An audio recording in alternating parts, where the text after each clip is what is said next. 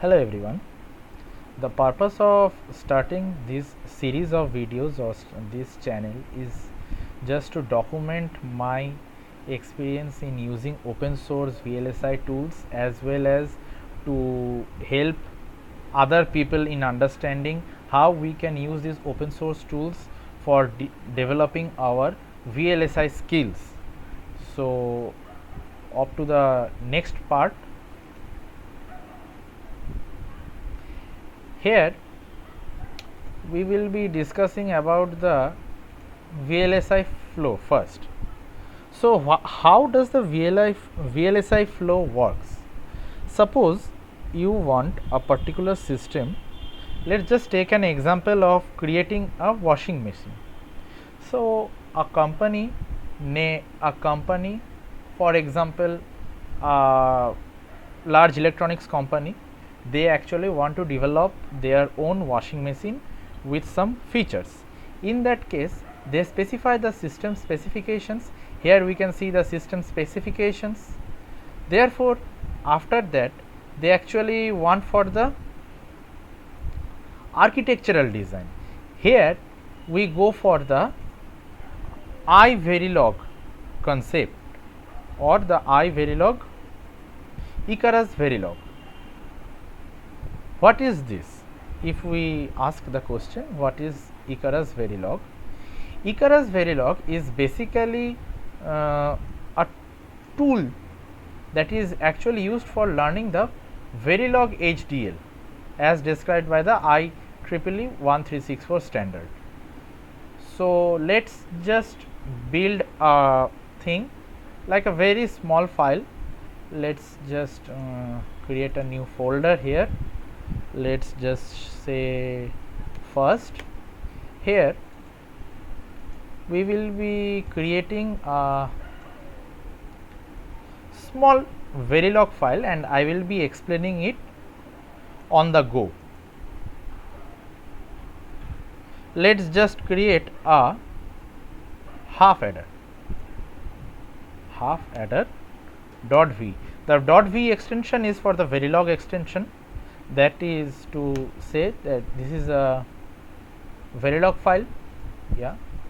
So just let's start our writing. The very first keyword is module, right, half adder in this bracket. So what does module actually means? Module actually means that this is similar to the creation of a particular block that we used to create in case of C. Suppose in case of any other programming language, that is C. Let's just take C, because in the field of hardware descriptive languages, two of the languages are mostly used. The other one is Verilog and the other one is VHDL. So in case of Verilog, the thing is most of the part in the semiconductor industry uses Verilog, as it follows a very similar syntax to that of the C programming language, right? Now let's just, as we define this module, let's just mention our first input A, then our second input B, right, and we have a output named sum and an output named carry. So we just defined our half adder, right? This is the block. I will be showing you the like how this pictorial depiction occurs. So let's just create this assign sum. As we know, for a half adder, the sum is actually A XOR B, right, semicolon, as we follow in case of other program like C programming language. Then we assign carry equals A and B. Here goes carry, we completed this. Then we end our module END end module. So what just happened here? Let's just focus on these things. So on creating this, up to this, we just defined a black box, right? A black box. Inside that black box we have two input signals and two output signals, and after defining this, whatever we write in these areas, these are actually the functioning of the black box. Here we have defined like sum is equals to A or B and carry is equals to A and B, right? So it defines how the sum and carry has to be computed. Now we end our module using this command end module. So what actually just happened, let me just draw it. It just actually created a box, and the name of the box is half adder. Okay, there are two input lines, one is A,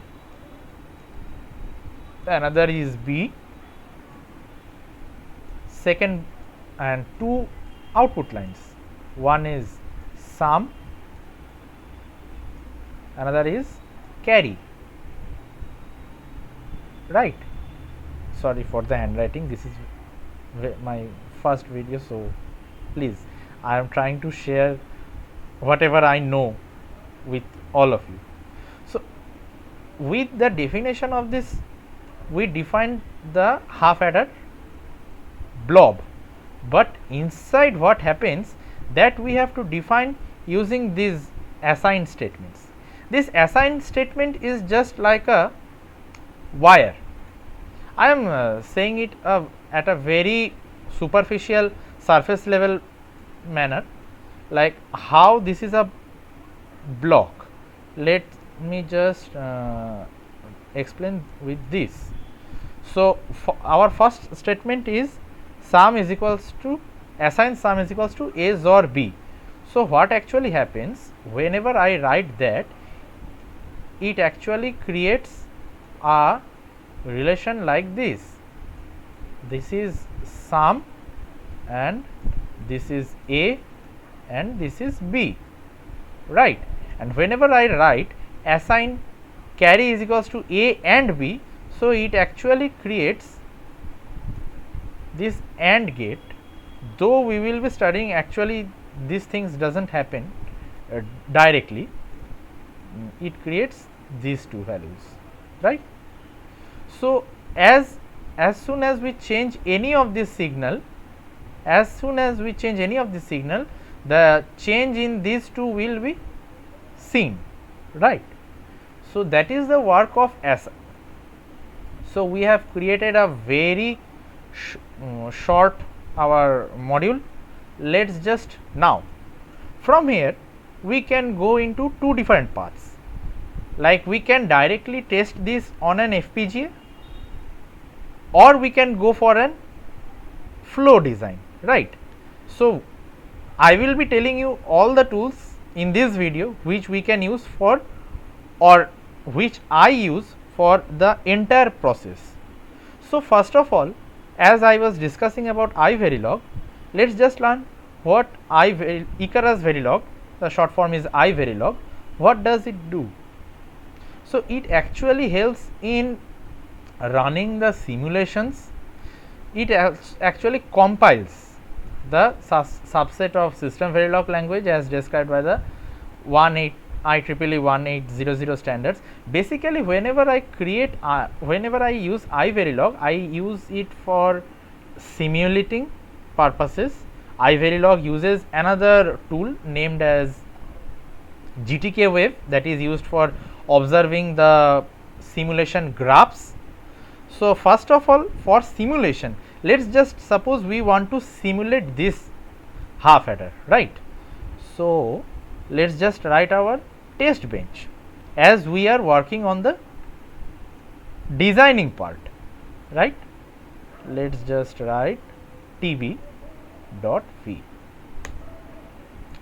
So here for the very first line we will be using a command named timescale, that is 1 nanosecond slash 1 picosecond.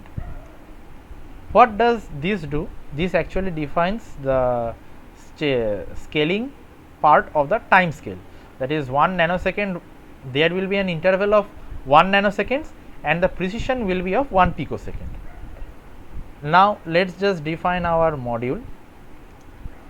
The name of our module, remember one thing that I experienced from my learnings, that whatever you name your file, your module should be named the same, otherwise there are chances that it might break on working. So this is our module name. Just let me change this to underscores. I will be changing the names also. I defined this. Let's just define our input and output signals. So our input signals are A and B, and the output signals are sum and carry, right? So here I define two types of words, that is you can see in the greenish blue color, that is range and wire. What does range do? Range is basically a register type variable. It will actually be not holding. There is a very subtle difference between range, using of range in case of test bench declaration. Basically we define all the input signals using the range data type. We will be discussing more when we go into the depths of Verilog. Today is just a demo. So we defined this range, sum and carry. Now let's just create the initial block, initial begin. What does initial begin? Like it is a particular block of, like the starting of our simulation, it will start from this initial block.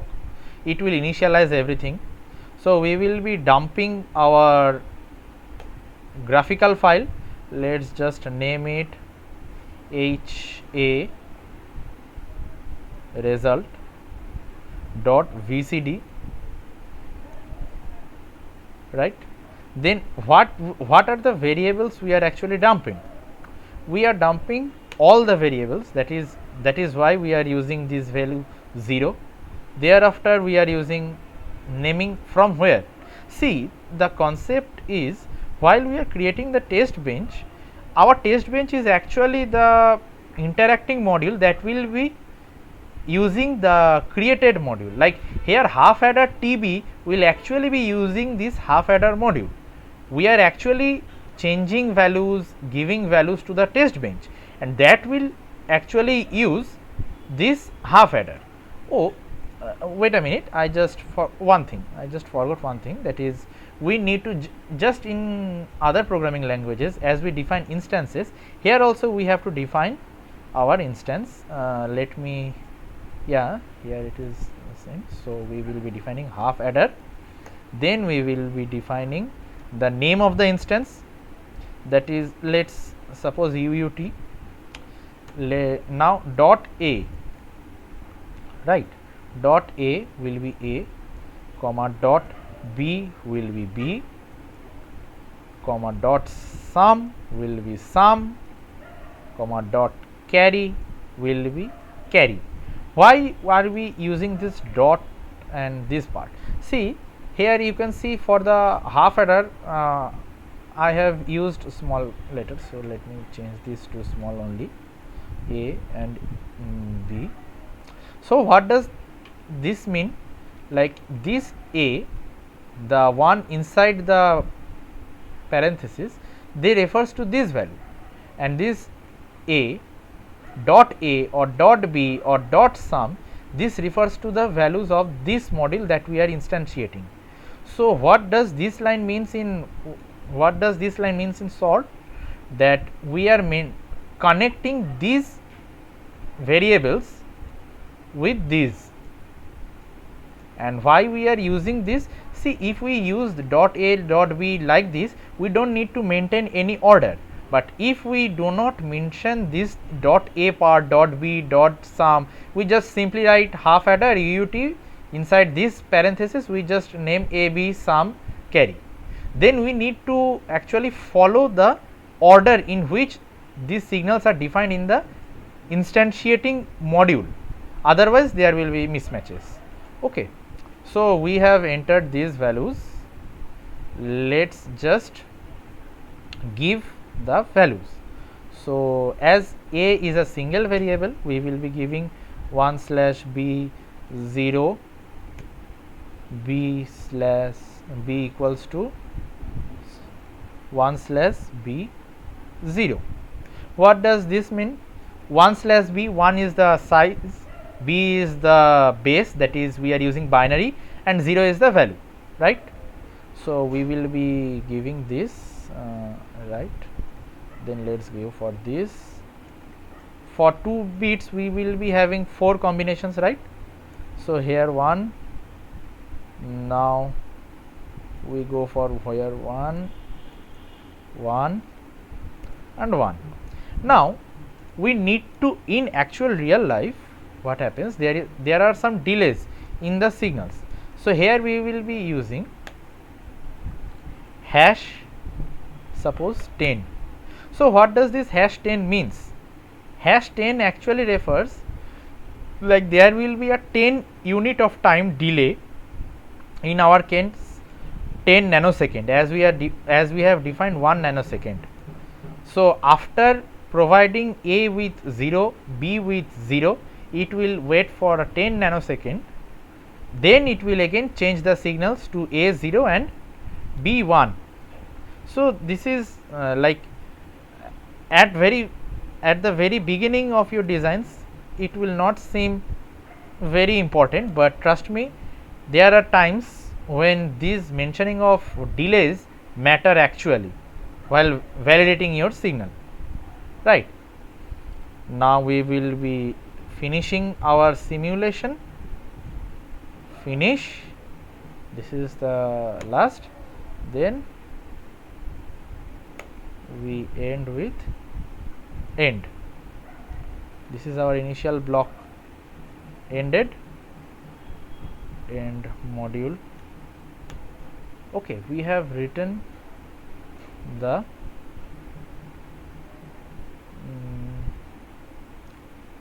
are we going the right way? Okay, let us just see, let us just simulate. If there are errors, we will be getting the errors here. So, the process of simulating is iVerilog, then we mention the output file name sim.out, then just let mention, wait a second, I need to rename these things, rename with underscore,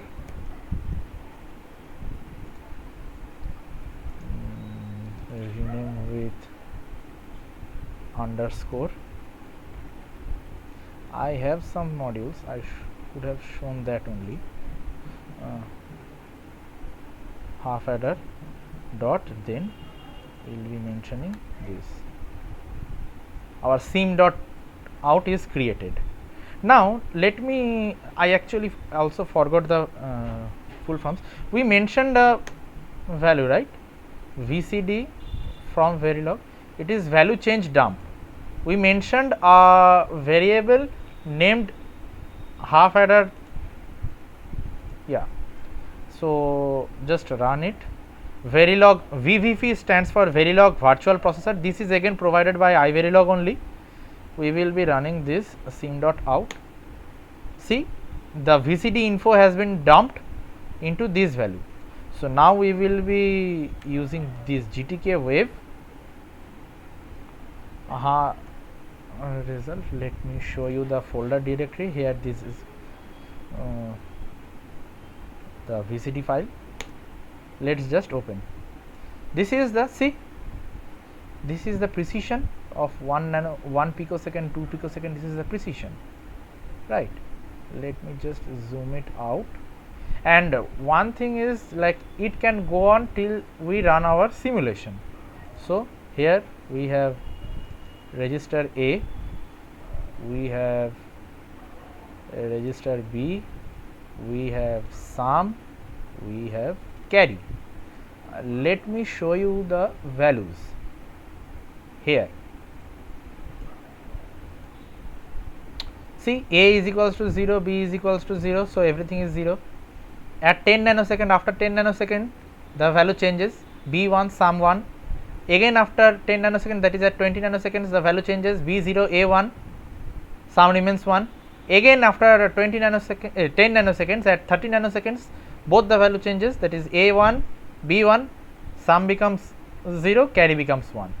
So this is, in this way, even if you don't have the industrial tools, you can actually design your own RTL code based on the specifications as we discussed, like the first system specification. We designed this architectural design. Now after that you can use iVerilog and GTK wave to actually visualize your waveforms and check the correctness of your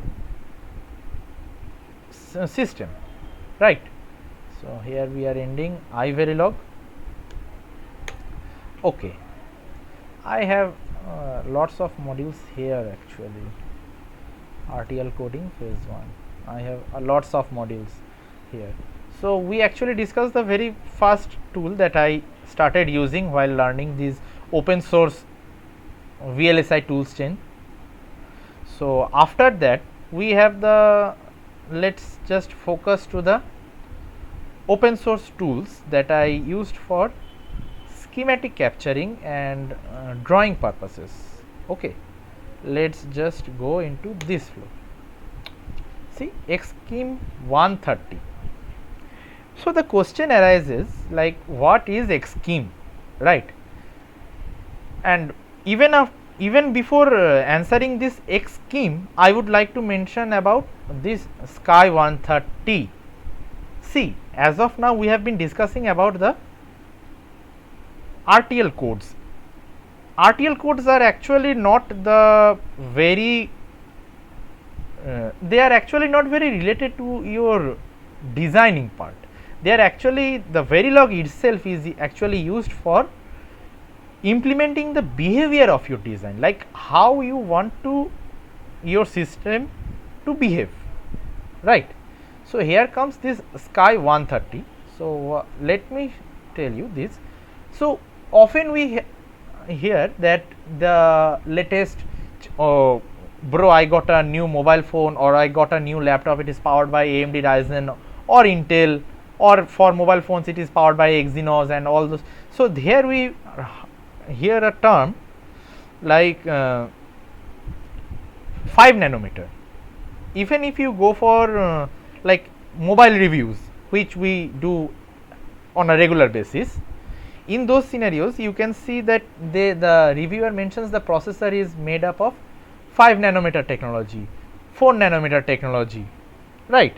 I have this my phone Redmi Note 8 Pro. So this is using, I think, MediaTek Helio G90T. It's a 2018 model. It might be using 90 might be 28 or 28 nanometer. So what does this nanometer actually means? This is the foundry. See, after we design here in the physical design flow, as we design this these physical parts, here this physical design flow, we need to mention the technology node, and this technology node is nothing. Earlier it used to be the length of the gate, dimension of the gate. For general purpose we are mentioning here, like I am actually using this 130 nanometer. It means the separation should be 130 nanometer, the gate width should be 130 nanometer. But in modern days we are using actually a very high standard, like there are also various variations in utilizing these gate values. For example, these Exynos processors, they actually introduce the concept of FinFET. I am not going into those parts, those are for separate videos. Here for my entire flow I use this 130 nanometer Google plus Skywater Technologies FOSS 130 nanometer production PDK. Let me share you the the detailings, or here like this site, this actually gives you the entire documentation of the PDK, right. This PDK consists of everything. I am trying to find the PDK tools. Yeah, background. Yeah, we go. It is a mature 180 nanometer to 130 nanometer hybrid technology developed by the Cypress Semiconductor that has been used for many production parts. Yes, it is like one of the oldest PDKs that are actually used in the open source tool chains, not only in the open source, also in the proprietary softwares, right. This technology is the 8th generation Sonos technology node, 130 nanometer. It has 5 levels of metals, metal 1, 2, 3, 4, 5, and other details here these are mentioned.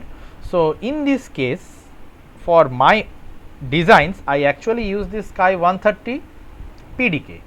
Now the question might arise, like, why do we need this PDK? As I said, this is the basic rule. A PDK needs to exist. You need to define the PDK on which you are working. Otherwise, whatever the design you want to do, create, whether that be analog or that be digital, those are meaningless. These the half adder that I just designed, that is meaningless if I want that half adder to be realized on a chip, right. So in that scenario, there comes different tools. So first thing is this X scheme. What is this X scheme? This X scheme is used for, let me just draw this pen, I'll better be brush. So this X scheme is actually used for schematic capture. What do you mean by schematic capture? Let me just draw a NOT gate, right. I just want a chip, though it is not possible. Let me just define. I want a chip to be able to perform this thing, right. So if I want this chip to perform this thing, what I actually need? I actually need a basic inverter, right. So let's just draw a inverter.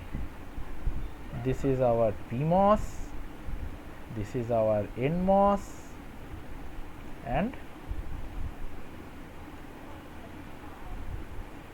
here goes the input. This is A, and from here we get A bar, right. This is connected to VCC, or let me just draw it like this. This is connected to the power, this is grounded, right. So this is the entire schematic that is actually. So using Verilog we draw this thing, and using X scheme we actually can create this layout, right. We can actually create this layout. So let me just share you how I use X scheme. Let's go to my home directory. There we can see, wait a second.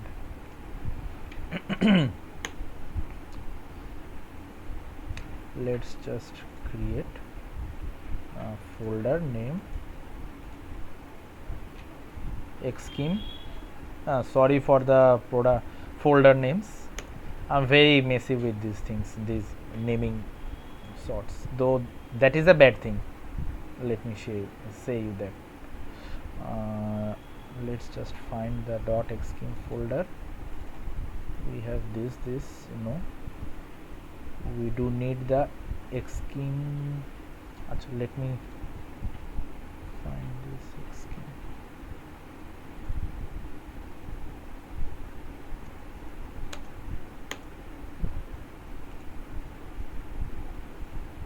Which X scheme?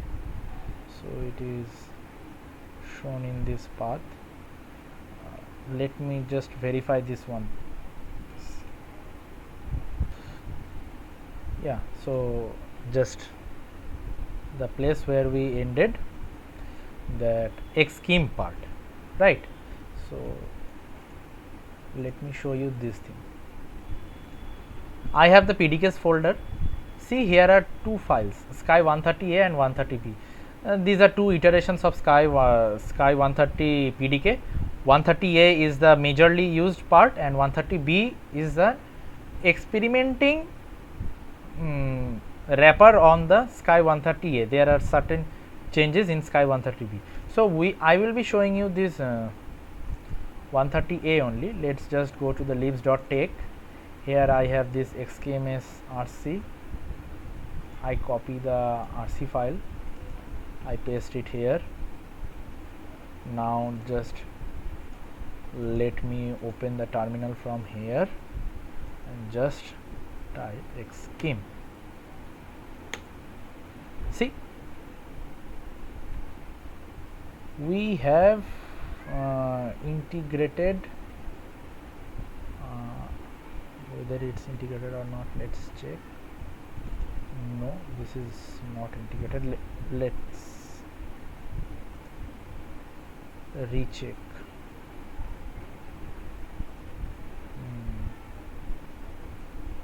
Xscheme RC, this is not defined. Did we copy the correct thing, or Control H? Let's just go to Sky 130, libs.tech, Xscheme. We are using,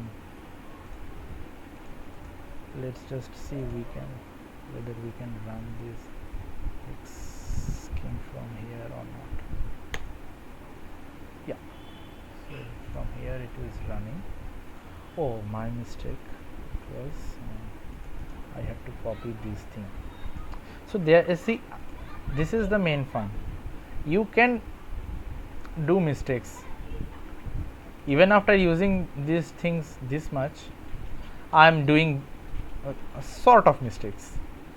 So yeah, see, here it is not copying the symbols. However, so just let me share you from there only. We will be opening this, copying this file. Let's just see if we copy this file and then try to run this here. Let's just see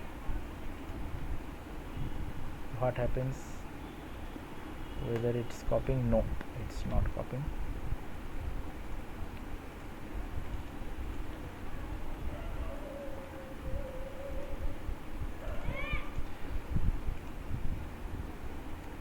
Yeah, so here we can see that our Xscheme, here you can actually see the different modules that are actually being included by the 130 PDK. Let me just show you some few of them. Shift I,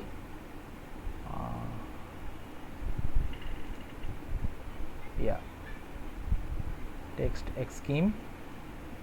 We see this.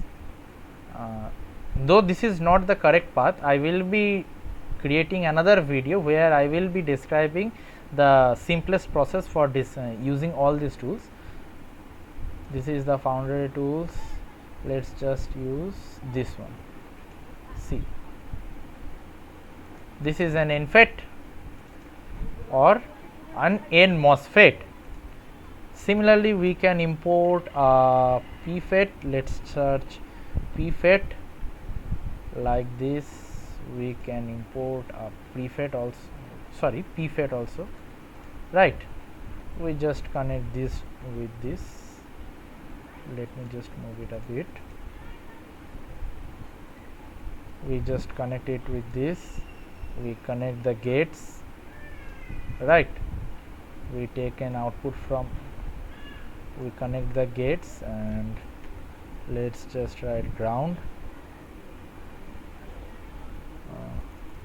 We have to search the ground from the top. From here just search GND ground. here we got our ground. See, this is the 4 terminal, so we need to connect the body with the source. Similarly, body with the source. Here also, let me just move it down. Source is connected, body from here, here, then here, body and source grounded, right? Let's just go to this thing also.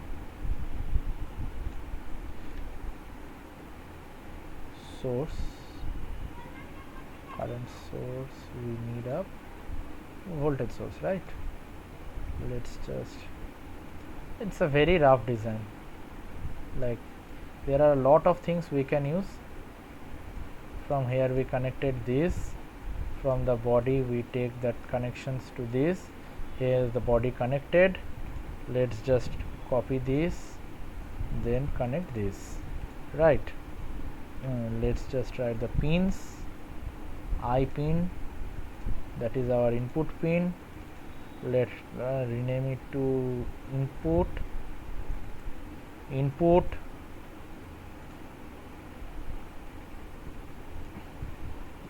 and let's just take another out, or just sorry, pin. There is our O pin. We connected the output, we connected the input. Let's just give it the name output, right? Okay, now just, yeah, but the value remains same. So in this way, though it is not perfect, I am not going to run the simulations and all this as of now. So this is the way we actually use Xscheme for designing our schematics. From here we have the option of net lists. Let's see net lists. This is the net list. We save the net list, we then run. See, here we will not be able to simulate because we need some test bench. Just like the Verilog RTLs we defined test bench, here also we need to define code. This is the code. Here we actually define the codes and all the spice files we need to run. So in this way we can use Xscheme for our schematic purposes. This Xscheme actually have integrated, let me share one thing, that is whether we can see it from here or not. Nope, we can't see it from here. That is ngSpice. ngSpice is actually, see this, yeah, here you can see, I don't know whether you can see it or not. Here you can see the ngSpice is, so this ngSpice is actually utilized for running the simulations. The analog domain simulations, they are actually used by this ngSpice. ngSpice is responsible for running these simulations, and as we have seen this netlist, this netlist is actually extracted from our, see here you can see Sky 130 FPD. So this is actually extracted from the PDK. That means whatever I have designed here, this thing is actually mappable on the SkyWater 130 nanometer technical node, right? So that is for Xscheme and ngSpice. For Xscheme we use it for creating the schematics, and for ngSpice we use the schematic simulations for running the spice simulations. Netlist refers to the as the name suggests, netlist, it actually like creates the design like this. Whenever, let me hear you, like there are certain designs, suppose here it is defining a NOT gate. Say for our NOT gate it is defining a P FET, it is defining an N FET, right. So the P FET and N FET are connected.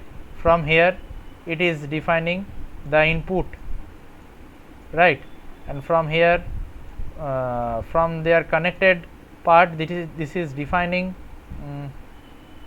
from their connected path, suppose this is defining the output, right, this is defining the output. So this way the netlist works. It is actually a like netlist. Those who are from the CS background, they are very familiar with automata theory, and for for the guys from the digital system design, just like FSM, the net diagram that we design, it actually maps into that kind of block, okay, netlist.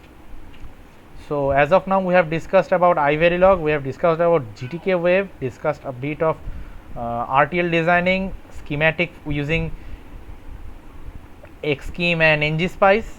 Now comes our want to exit, okay, let's just exit. Now comes our major thing, that is magic. It is the layout. See, as of now we have designed till now, we have, what have we done actually? We have actually designed using the RTL, we have actually designed using the schematic. Both of these are not actually the layout that is going to be deployed on the silicon, right. And for that, for the custom layouts, that is majorly for the analog layouts, we use, like I use magic. Let me show you. I have written a script for which magic A will define, will open with this Sky 130A. Here you can see all the layers that are defined, and if I use magic B, this will be opening with the Sky Water 130B, okay. So instead of drawing a actual layout, let me just show you what I have created using like this magic. Let's go into this, open in terminal. So I have designed a CMOS inverter using the Sky 130B. So I will be using the magic B. This is not the command, I have modified my bash script so that I can directly access the magic using both the variations of the PDK. So this is let's open this one, inverter layout fixed dot mag files refers. See, this is actually an inverter. So even in the future, if I want to use my own CMOS inverter, I can directly use this CMOS.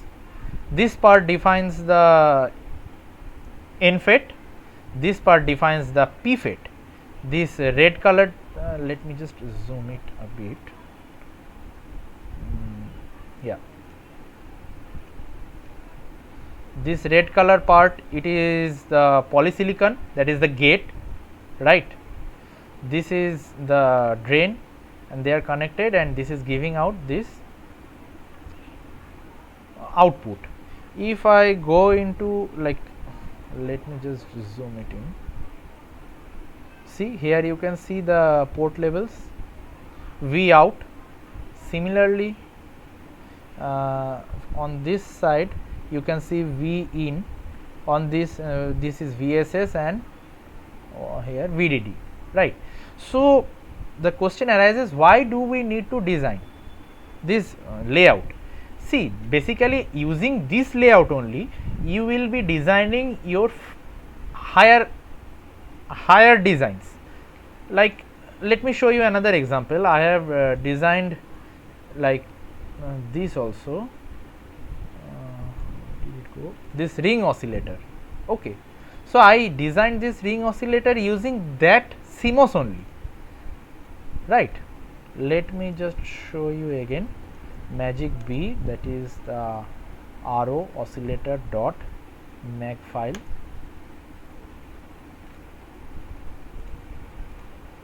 See, so wherever I need to use a third order ring oscillator, I can use this block. This entire block defines a ring oscillator of third order, and for this purpose I use this magic tool, right? Don't worry, there will be a video where I will be discussing about all the installation process, how to make the workflow simpler, right? Now there arises one question that I have designed using our RTL, I have designed using schematic, I have designed using the layout also. Now the question arises, what if I need to compare? See, schematic, the schematic you are designing, after that you are designing the layout, right? There are chances that this schematic does not match with the layout. How come? There might arise a scenario where you have used an extra layer of metal. You have used an extra layer of metal on the layout, which is not present in the schematic, right? Or suppose you have utilized on the layout, on the layout side you have some non-ending openings. Suppose a wire that is intentionally or unintentionally being left open, that is not connected to any signal, that is not connected to any kind of power source or ground, whereas that thing does not exist in the schematic, because during the designing of the schematic we are actually assuming the ideal conditions. However, designing the layout we are actually not assuming the ideal conditions, right?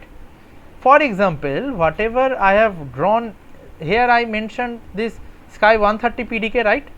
So that means our gate should be 130 nanometer, but it is a very common notion that in case of this sky 130 PDK, we actually use a minimum gate width of 150, right?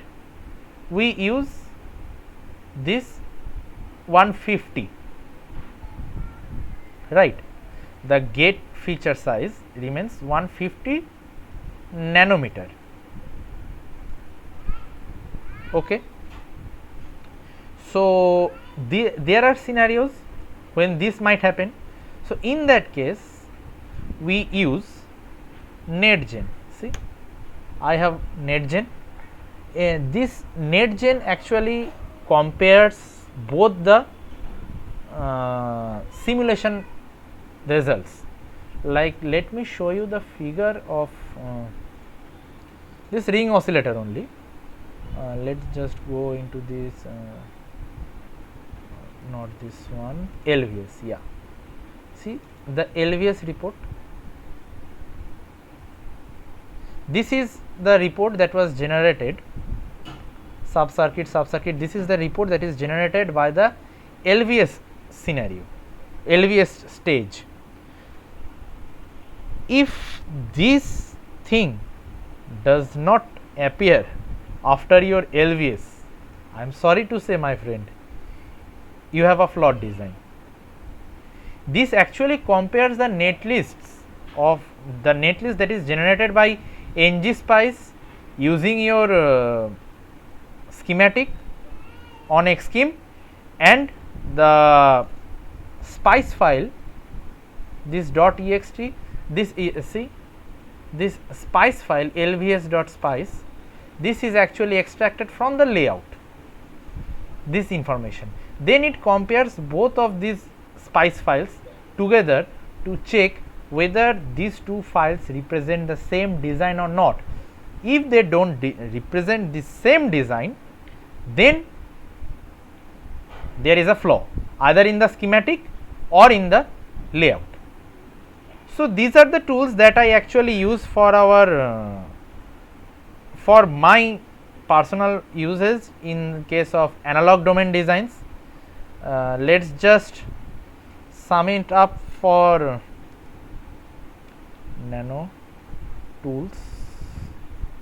So, we have discussed about iVerilog, we have discussed about GTK wave, we have discussed a very small part about Verilog, we have discussed about introductory idea. Obviously, all of the things that I am discussing, they are at the surface level only. The PDK, mostly the Sky 130 PDK, right. Then we have discussed about Xscheme, we discussed about NG Spice, then we discussed about Magic, then we discussed about NetGen, that is the netlist viewer. Now, we will be,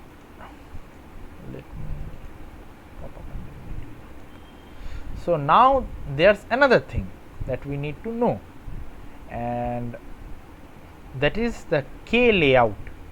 Though personally I do not use K layout that much, because for GDS view I actually use a site that is from Tiny Tapeout. I actually use this site for using this GDS view. GDS actually stands for graphic data system. So, when we actually submit our design, let me tell you one thing, when we actually submit our design, we actually submit the GDS file, we actually submit the GDS file to the foundry, and they actually perform the designing on the silicon, that is they actually use the GDS file to create the chip. It is just like the Gerber file we use for PCB designings or for 3D printings, just like that. Now, for GDS view, yeah, we have discussed the GDS view.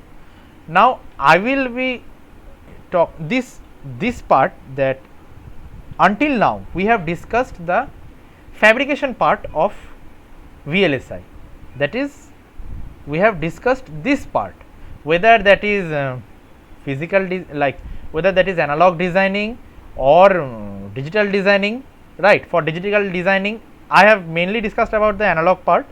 I will be describing you the digital part also, but I will be showing you an example. So, before that, let me just conclude. This is the actual flow for this fabrication part. We actually use the GDS file that I just said, right. Now, there exists a fabless part also, that is fabrication less part also, and for that fabrication less part we actually use the term called FPGA, field programmable gate arrays. What are these field programmable gate arrays? These are just like microcontrollers only, but they do not have any custom memory. They actually have, let me show you the layout of a FPGA only. FPGA internal architecture. Let me just show you this internal architecture. See, there are yeah, these are the programmable interconnects, these are the input output blocks, these are the logic blocks. So, what actually happens, like whenever we design using an FPGA, we actually do not program just like a traditional microcontroller. We just define our system using the RTL code, just like I did here. Here the RTL code, we just define it, then we synthesize it and use it in our FPGA for testing our digital design. Once a minute.